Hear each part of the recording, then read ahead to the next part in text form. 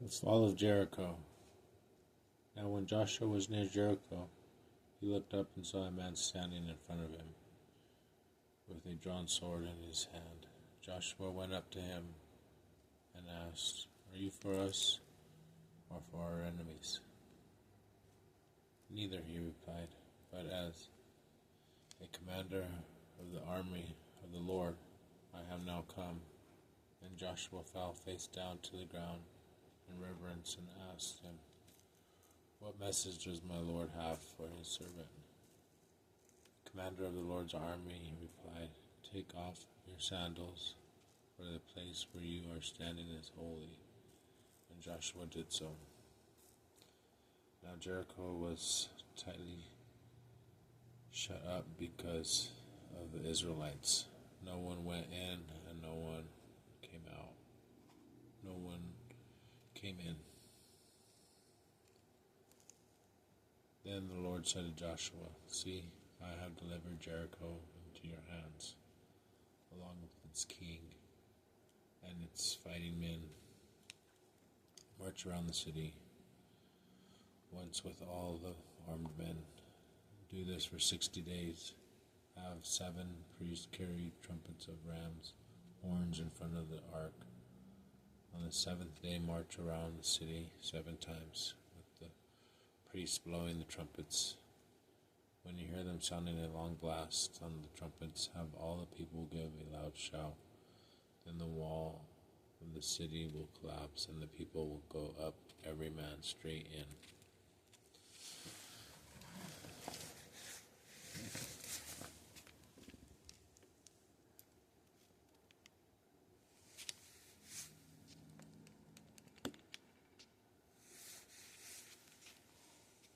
So Joshua son of Nun called the priests and said to them, "Take up the ark and the covenant of the Lord, and have 7 priests carry trumpets in front of it."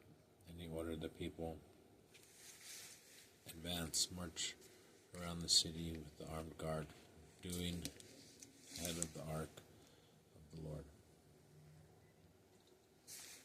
Going ahead of the ark of the Lord.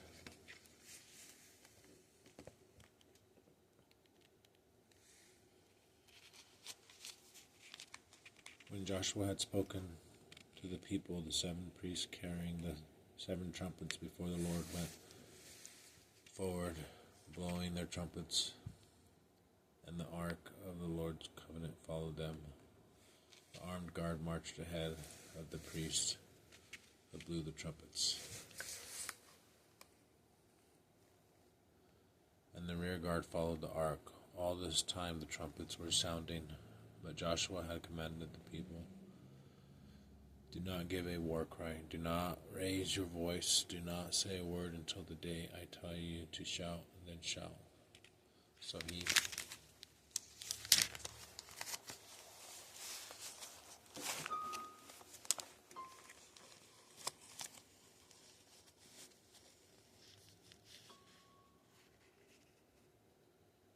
had the ark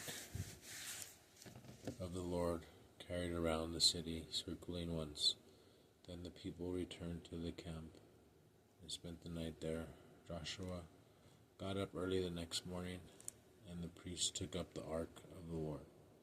The 7 priests carrying the 7 trumpets went forward, marching before the ark of the Lord, and blowing the trumpets.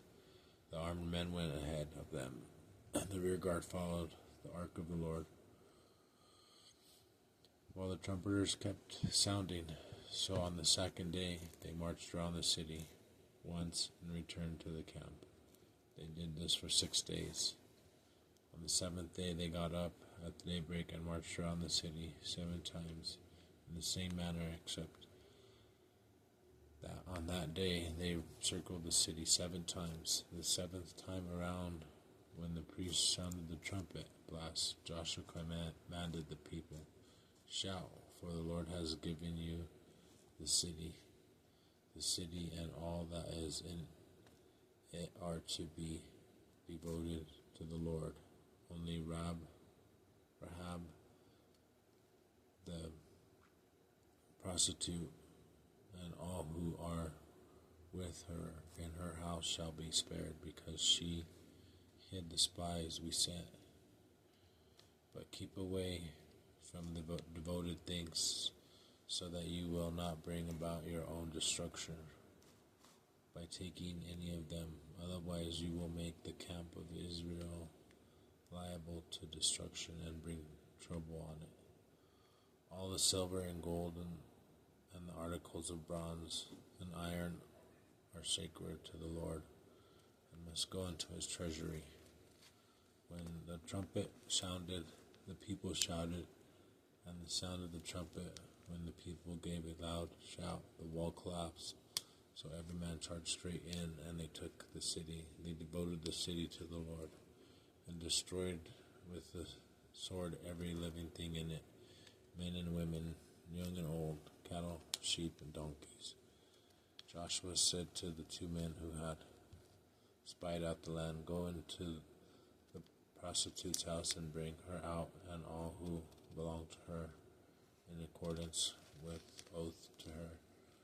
So the young man who had done the spying went in and brought out Rahab, her father and mother and brother, and all who belonged to her.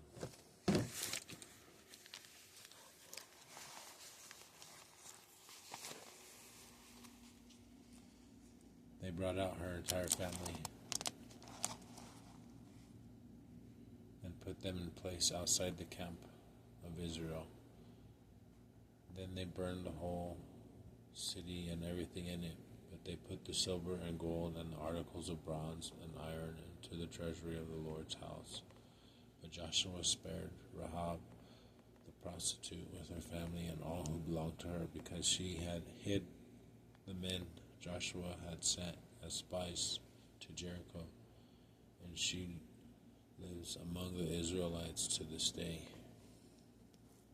At that time Joshua pronounced this solemn oath: "Cursed before the Lord is the man who undertakes to rebuild this city Jericho. At the cost of his firstborn son will he lay his foundations. At the cost of his youngest will he set up his gates. At the cost of his firstborn son he will lay the foundations. At the cost of his youngest will he set up his gates." So the Lord was with Joshua, and his fame spread throughout the land.